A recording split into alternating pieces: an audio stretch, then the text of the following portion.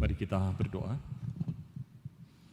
Bapa kami yang ada di dalam kerajaan surga, seperti lagu yang kami nyanyikan, Tuhan Engkau berdaulat, bahkan bukan hanya atas hidup kami, berdaulat atas seluruh alam semesta, karena Engkaulah pencipta alam semesta, Engkaulah Allah. Tuhan, kami bersyukur di dalam kedaulatan-Mu, di dalam kasih-Mu yang tak terbatas, di dalam hikmat dan kuasa-Mu yang tidak terbatas. Engkau telah menegakkan keadilan, kebenaran. Engkau telah menyatakan anugerah dan kasih-Mu, sehingga kami hari ini boleh ada sebagaimana ada, semata semua karena anugerah Tuhan. Tuhan, terima kasih. Hari ini biarlah kami Engkau bimbing memahami tentang makna kedaulatan Tuhan di dalam konteks hidup kami sehari-hari. Apa implikasinya, apa yang harus kami lakukan. Tuhan, berfirman-Lah. Allah Roh Kudus, terangilah hati dan pikiran kami, supaya kami dapat memahami firman Tuhan dan melakukannya di dalam hidup kami.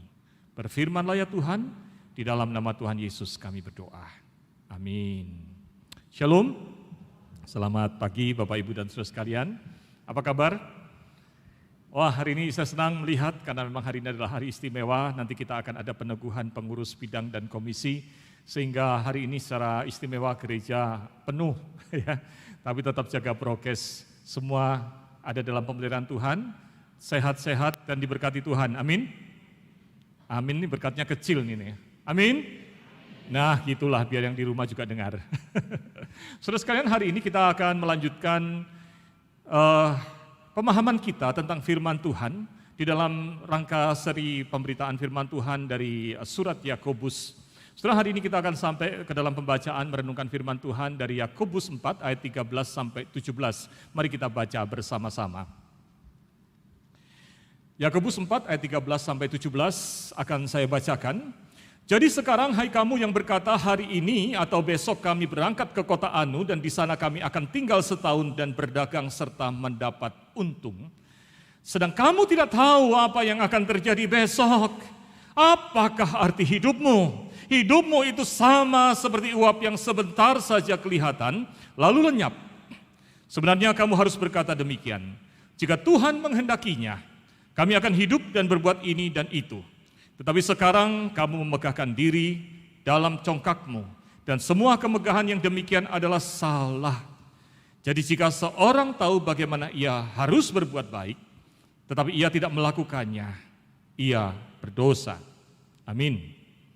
Saudara, tema hari ini atau bagian firman Tuhan hari ini adalah bicara soal perencanaan.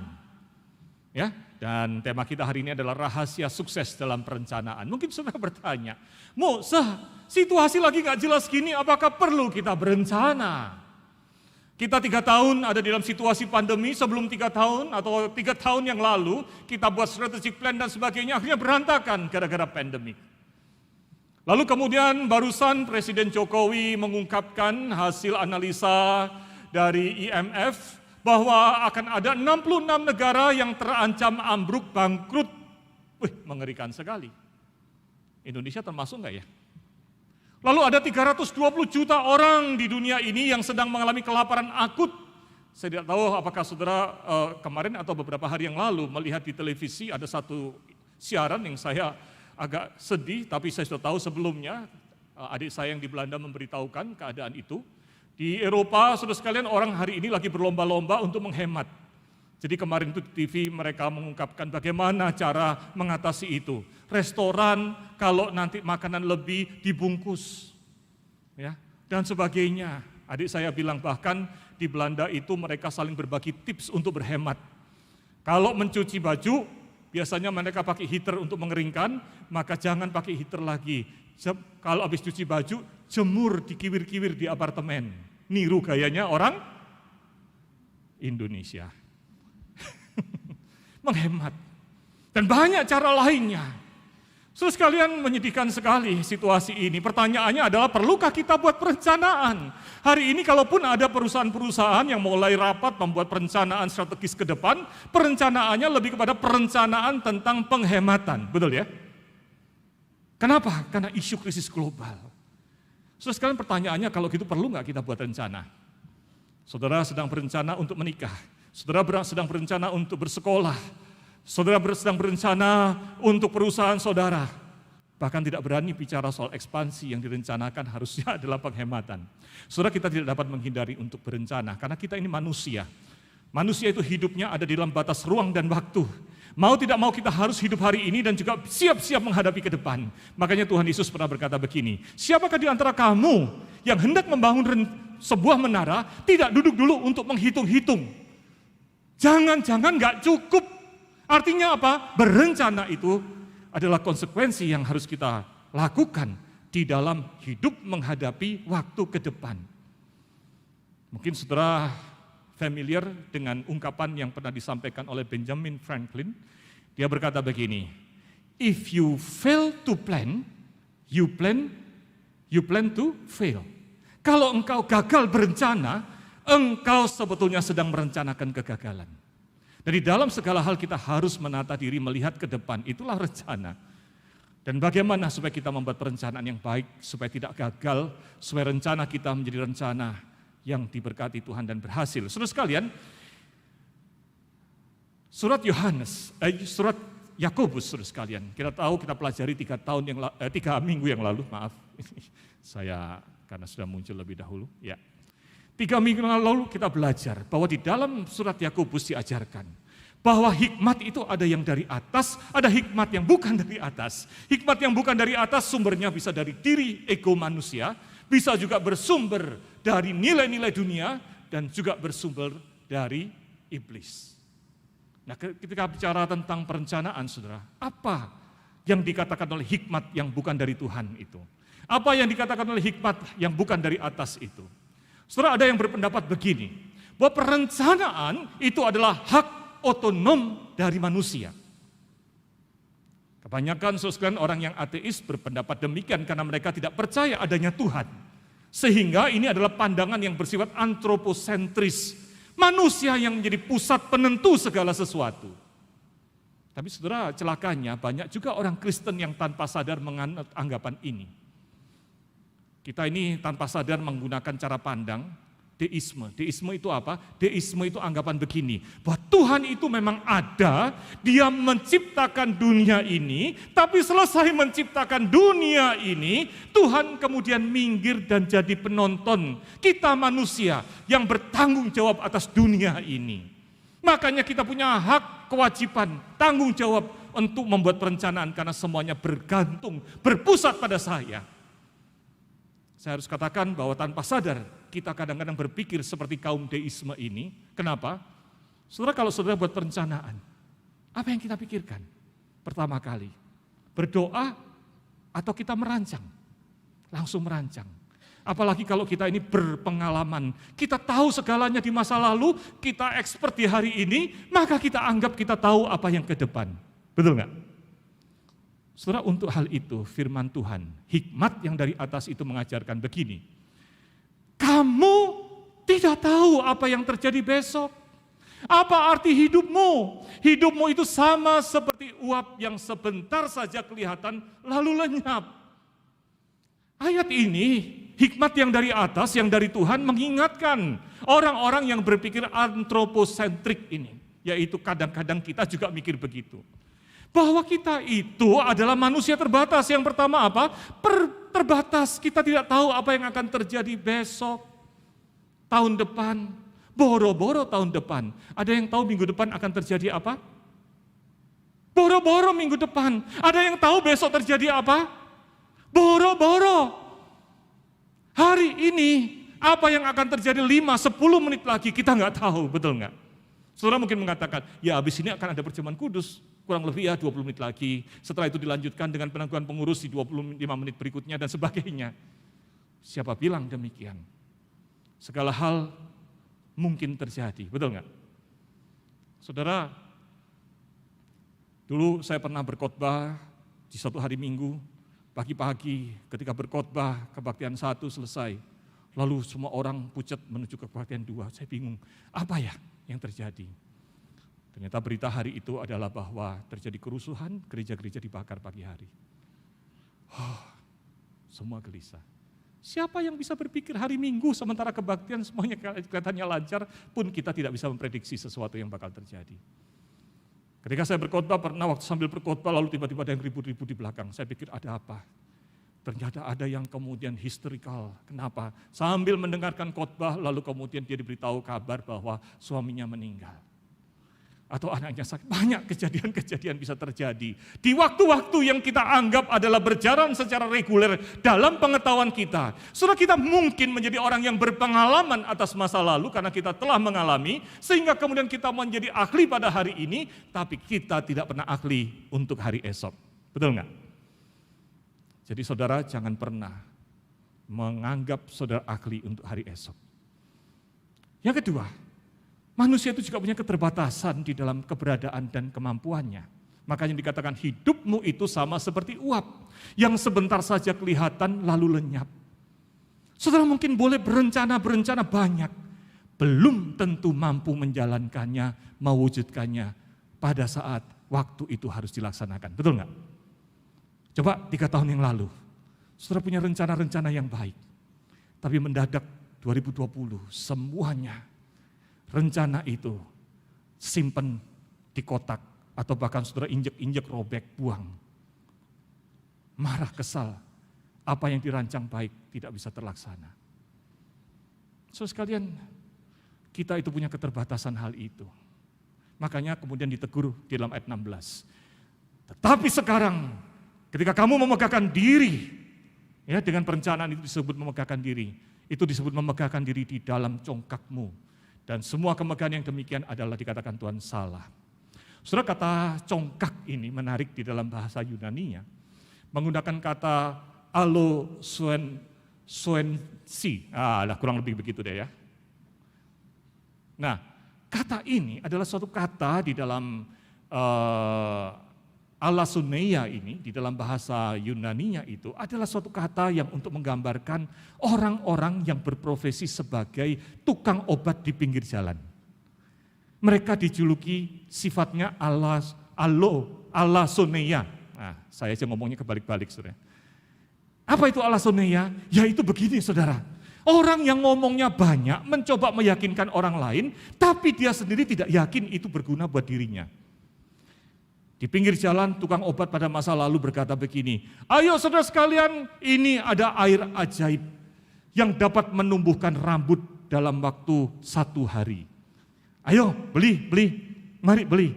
Dituang langsung rambutnya tumbuh. Kira-kira kalau saya yang jualan itu saudara percaya nggak? Kenapa nggak percaya? Lauso Dwi minta ampun, saudara tidak mempercayai saya. Siapa yang nggak percaya ini? Pada geleng-geleng semua. Kenapa nggak percaya? Muse sendiri rambutnya masih sedikit, tinggal sedikit, betul nggak? Kalau itu dalam 1 hari bisa menumbuhkan rambut, pakai dong muse dulu, betul nggak? Nah itu tukang obat. Tukang obat itu mencoba meyakinkan orang lain, tapi dia sendiri tidak yakin. Tidak menggunakan untuk diri sendiri.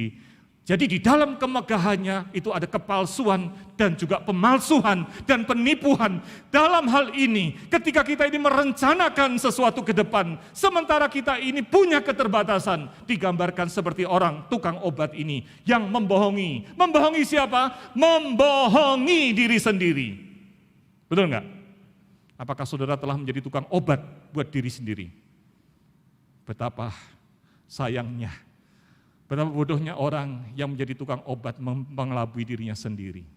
Nah itu yang Tuhan ingatkan. Oleh sebab itu poin pertama ini penting. Mari kita baca bersama-sama yang berwarna merah. 1, 2, 3. Jangan mengandalkan manusia yang terbatas di dalam perencanaan. Ini prinsip pertama di dalam perencanaan. Jangan mengandalkan manusia yang terbatas. Manusia memiliki keterbatasan dalam membuat perencanaan maupun di dalam keterbatasan di dalam mewujudkan rencana. Amin. Nah ini yang penting ketika kita prinsip pertama di dalam planning. Bukan hanya mengandalkan manusia, juga jangan mengandalkan hal yang lain. Musa, kalau gitu saya nggak mengandalkan manusia, tapi saya mengandalkan dukun, setan. Setelah banyak orang-orang yang kemudian ketika mau merencanakan masa depannya, karirnya baik, lalu pergi ke Gunung Kawi, pergi ke tempat-tempat pesugihan, bertapa dan sebagainya.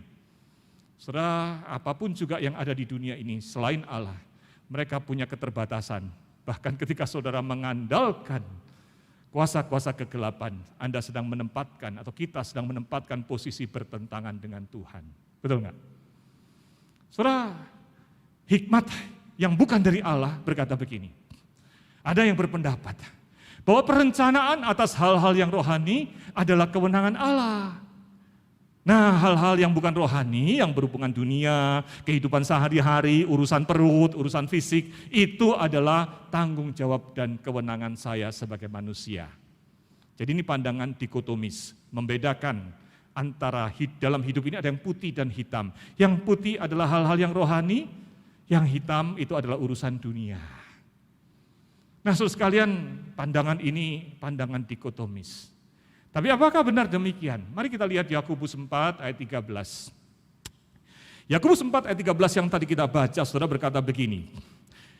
Jadi sekarang hai kamu yang berkata hari ini atau besok kamu berangkat ke kota Anu dan di sana kami akan tinggal setahun dan berdagang serta mendapat untung dan seterusnya. Ya, saudara, ketika kita membaca ini, apa yang saudara bayangkan? Tuhan sedang mengoreksi orang yang sedang berencana, betul ya? Tapi pertanyaan ini perencanaan tentang apa? Oh, karena ini di Alkitab, ini urusan gereja, urusan rohani. Apakah itu maksudnya?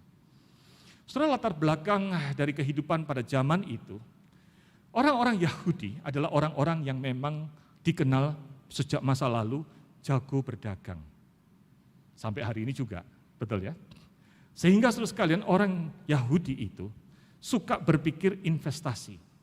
Dan pada masa itu, pemerintah Romawi ketika merintis kota-kota atau daerah-daerah baru, mereka dengan sangat senang mengundang orang Yahudi datang. Atau kalau ada orang Yahudi yang datang di kota itu, mereka senang sekali. Kenapa? Karena kalau ada orang Yahudi datang, maka ada kesempatan kotanya atau daerah situ jadi berkembang. Kenapa? Karena pinter dagang, ada perputaran uang. Makanya di beberapa tempat tertentu mereka terapkan policy bahwa kalau kamu datang, maka orang Yahudi dapat prioritas menjadi warga kota itu, diberikan status dan hak warga kota itu.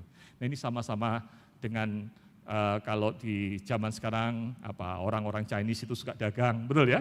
Wah, kalau sudah dipenuhin gitu jadi ramai daerahnya. Atau orang Padang ya, pinter dagang. Wah, kalau ada begitu perumahan baru lalu ada rumah makan Padang, wah langsung ramai, saudara. Ya, di Pik 2 saya lihat itu kan daerah bukaan baru, tanah, laut diuruk. Siapa yang mau tinggal di situ? Tapi kalau saudara datang ke Pik 2, saya baru beberapa bulan ini tahu ternyata Pik 2 itu minta ampun ya. Hari biasa pun rame. Rame apa? Orang jual makanan. Nah, ngomong makanan, nanti saya diprotes lagi. Musuh ngomongin makanan terus. Waduh, saking banyaknya yang jual makanan sampai bingung mana yang mau dipilih. Rupanya perdagangan jadi hidup ketika ada orang-orang yang pintar dagang datang. Saudara sekalian, latar belakang itulah yang menjadi catatan di sini. Ini bicara bukan soal hal yang rohani, pelayanan gereja, ini bicara tentang hidup sehari-hari, bicara tentang investasi, dan Tuhan mengkritik. Bukan Tuhan mengkritik karena kamu ngurusin hal yang rohani, buat perencanaan rohani, ini minta maaf, ini adalah wilayah yang Tuhan. Bukan, Tuhan sedang mengingatkan bahwa engkau masuk ke area apapun, Tuhan itu berdaulat di atasnya. Makanya dikatakan dalam Yakobus 4 ayat 15, sebenarnya kamu harus berkata, jika Tuhan menghendakinya, kami akan hidup berbuat ini dan itu. Saudara, hal ini menghantar kita kepada poin kedua yang penting ketika kita bicara tentang prinsip dalam perencanaan. Mari kita baca ayat yang tulisan yang berwarna merah ini. 1, 2, 3. Tunduk dan bersandar pada Allah dalam setiap aspek perencanaan. Saudara, Allah itu berdaulat atas semua realitas dunia ini karena Dia menciptakan, termasuk buat kehidupan kita, betul nggak? Bukan hanya hal yang rohani, dunia ini nggak dibagi dengan rohani dan tidak rohani. Semuanya dalam apa yang disebut dengan kedaulatan Tuhan. Celakanya kadang-kadang orang Kristen tanpa sadar membedakan hal itu. Kalau urusan gereja, saya bersandar pada Tuhan, waktu merencana berdoa, tapi waktu urusan bisnis tidak. Urusan pelayanan saya berdoa, berencana, berdoa. Mau persiapan pernikahan? Enggak. Ya. Bahkan di dalam hidup pelayanan gereja, nah kebetulan hari ini ada pengurus-pengurus yang akan dilantik. Di dalam kepengurusan, di dalam pelayanan, kadang-kadang kita membaginya tanpa sadar, dikotomis. Oh ini KKR, kita buat rencana baik-baik, kita doakan baik-baik, tapi begitu bicara tentang beli ini, beli itu dan sebagainya, ini urusan fisik, Tuhan tidak perlu, kita nggak perlu tanya Tuhan, kita tidak perlu berencana di dalam Tuhan. Cilaka kan saudara, kita seolah-olah membatasi ini area Tuhan, ini area kita, termasuk di dalam seluruh hidup kita. Saudara, hikmat yang bukan dari Tuhan berkata begini, yaitu tugas manusia di dalam dunia ini adalah membuat dan mengusulkan perencanaan, lalu tugas Tuhan itu adalah bikin persetujuan, nyetempel, dan kasih berkat. Gitu ya. Jadi kita ini kayak stafnya Tuhan, bikin planning yang bagus-bagus lalu diajukan proposalnya. Tuhan, tolong ya Tuhan setujuin deh Tuhan. Begitu. Saya udah pikirin pinter-pinter, baik-baik Tuhan, tolong Tuhan setujui. Saudara, ini menempatkan Tuhan sebagai rubber stempel, bagiannya tempel persetujuan. Apa betul manusia itu bisa merancang lebih baik dari Tuhan? So sekalian kadang-kadang kita berpikir bahwa saya telah merancang yang terbaik untuk pernikahan saya, untuk pekerjaan saya, untuk pelayanan saya bahkan.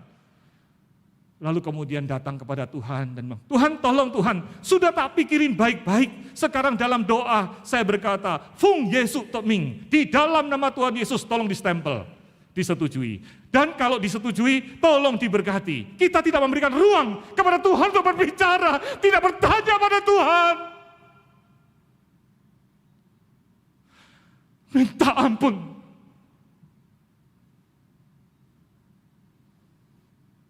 Tanpa sadar kita menjadi orang-orang yang dikotomis. Untuk hidup pribadi kita, pekerjaan kita, pelayanan kita. Siapakah yang memiliki hidup ini? Siapakah yang perancang agung itu? Saudara, Yakobus 4 ayat 15 berkata begini. Sebenarnya kamu harus berkata, jika Tuhan menghendakinya. Saudara, mungkin saudara berkata, Musa. Sebelum menikah saya berkata, Tuhan jika Tuhan menghendaki tolong Tuhan berkati pernikahan saya mau menikah tanggal sekian di restoran ini, sudah saya pesan semuanya. Tolong Tuhan, stempel persetujuan, kasih berkat. Itu bukan berkata jika Tuhan menghendaki, itu namanya apa? Bahasa Perancisnya, mekso, memaksa Tuhan. Terus kan, bukan itu. Ada yang menganggap bahwa ya itu menjadi kalimat latahnya orang Kristen jika Tuhan kehendaki. Saudara, kata menghendaki di dalam bahasa Yunaninya menggunakan kata telo. Kata telo itu artinya begini. Bukan hanya bicara kehendak. Lebih dari tinggi dari kehendak. Kata telo itu sebenarnya bilang gini. Yaitu suatu keinginan, suatu perencanaan, pemikiran. Hal yang terbaik yang Tuhan sudah rancang untuk umatnya yang terbaik, yang the best, yang Tuhan mau kita nikmati dan lakukan. Amin. Itu telo.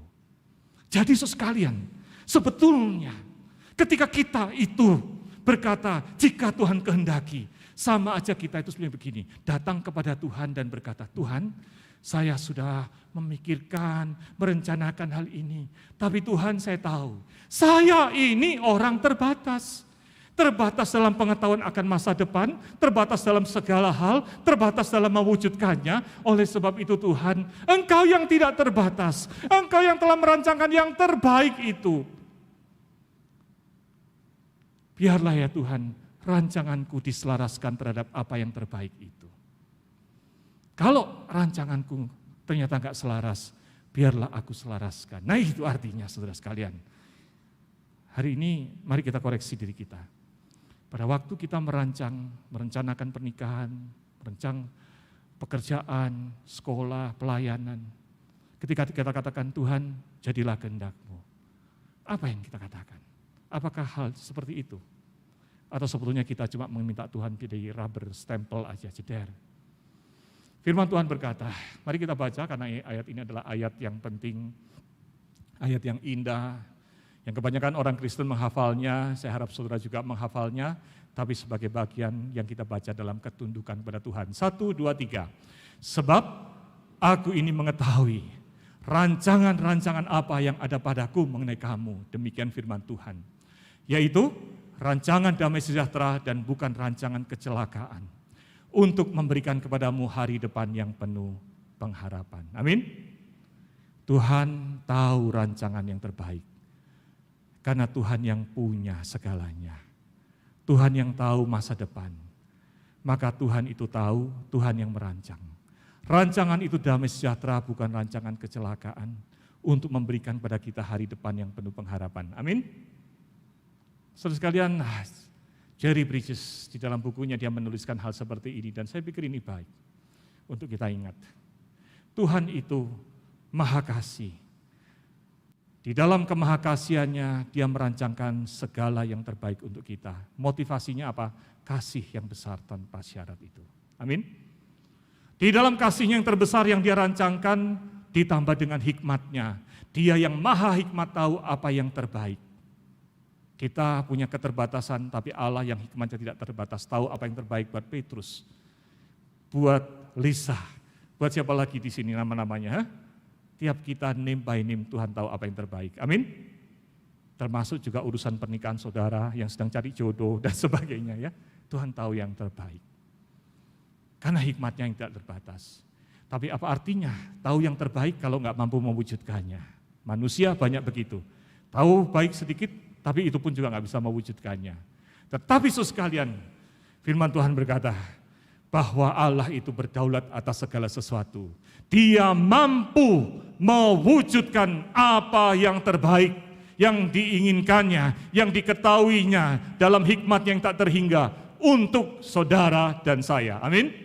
Untuk hidup masa depanmu, untuk keluargamu, untuk pekerjaanmu, untuk pelayananmu, untuk studimu, untuk semuanya.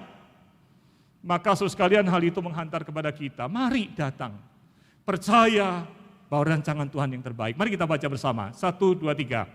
Percayalah bahwa rancangan Allah adalah yang terbaik bagi kita, dan selaraskan rencana kita dengan rencana Allah.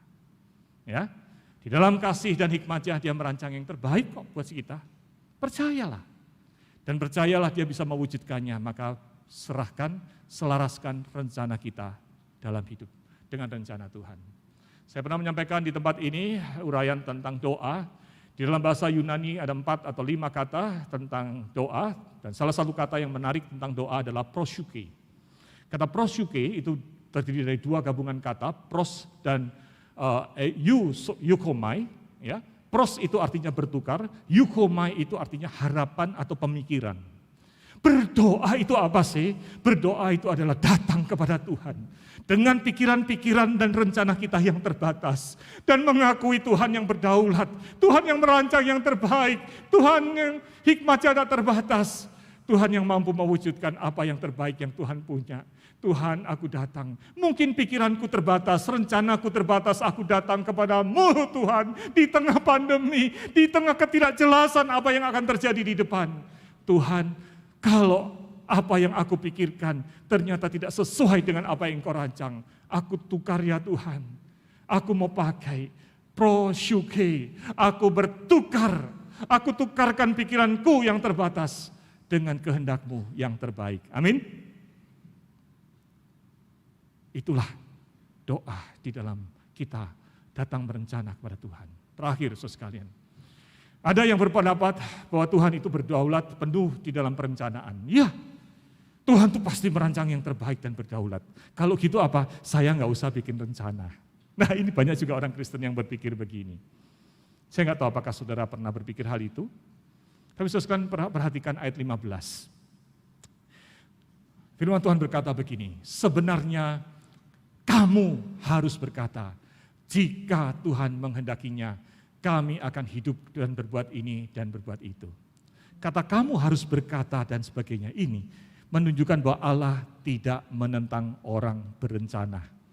Bahkan kalau kita konfirmasikan di dalam ayat-ayat lain dalam Alkitab, Tuhan mendorong kita untuk menjadi orang yang menatap masa depan dan membuat rencana. Saudara sekalian, saya suka apa yang ditulis oleh D.A. Carson, dia berkata begini, ketika bicara tentang kedaulatan Tuhan dan tanggung jawab manusia di tengah dunia, dia berkata begini, Tuhan itu berdaulat mutlak, tetapi kedaulatannya itu tidak mengurangi tanggung jawab manusia atas hidupnya sendiri. Ya, jadi tidak bisa kita mengatakan, ya udah Tuhan serancang, saya santai aja, itu males saudara, bukan. Tetapi dikatakan juga, tanggung jawab manusia atas hidupnya, yang kemudian kadang-kadang gara-gara merasa bertanggung jawab lalu ngeyel sama Tuhan, lalu menentang Tuhan dan sebagainya, tidak akan mengurangi, melemahkan kedaulatan Tuhan atau membuat Tuhan bergantung pada manusia. Yang ada adalah Tuhan di dalam kedaulatannya mengajarkan manusia apa yang baik, yang benar, yang seharusnya. Tapi kalau diajar masih nggak mau, Tuhan kadang-kadang bisa memberikan berkat supaya manusia terdorong ke arah sana. Karena manusia itu kadang-kadang memang agak diiming-imingin sama berkat jalan ke sana, gitu ya. Tapi saudara sekalian, kalau masih ngeyel lagi, Tuhan bisa memberikan pukulan, hajaran, hukuman.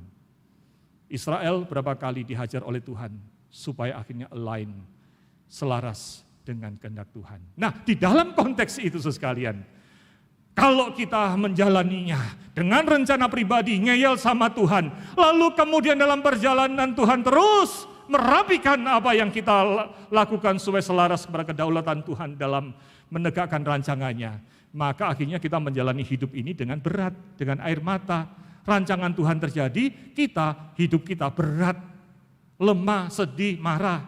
Jadi marah sama Tuhan. Yunus tahu nggak apa kehendak Tuhan? Tahu. Yunus tahu. Tuhan menghendaki dia ke Niniwe. Tuhan menghendaki dia memberitakan kabar pertobatan ke sana. Bahkan dia tahu akhirnya adalah bahwa nanti mereka bertobat. Luar biasa kan? Tahu kehendak Tuhan. Tapi apa yang dia lakukan? Dia nggak mau menyelaraskan rancangan dia, rencana dia dengan kehendak Tuhan. Dia lari. Akhirnya Tuhan menegur dia. Dia masuk ke perut ikan. Dia bertobat di sana. Selesai dia bertobat, dia pergi ke Niniwe. Dan dia memberitakan kabar pertobatan. Teguran Tuhan kepada Niniwe. Niniwe ternyata bangsa yang menentang Tuhan. Hidupnya rusak itu, akhirnya bertobat. Apakah Yunus senang? Apakah Yunus senang? Woi, saya berkhotbah satu kota, satu negara bertobat. Yunus dicatat di dalam kitab Yunus malah marah, kesel. Dia berkata, Tuhan aku udah tahu, kamu nyuruh saya memberitakan kabar untuk mereka bertobat. Mereka pasti bertobat, dan kalau bertobat kamu gak jadi menghukum. Lihat, sudah tahu kehendak Tuhan, bawaannya jadi kesel malahan. Kenapa?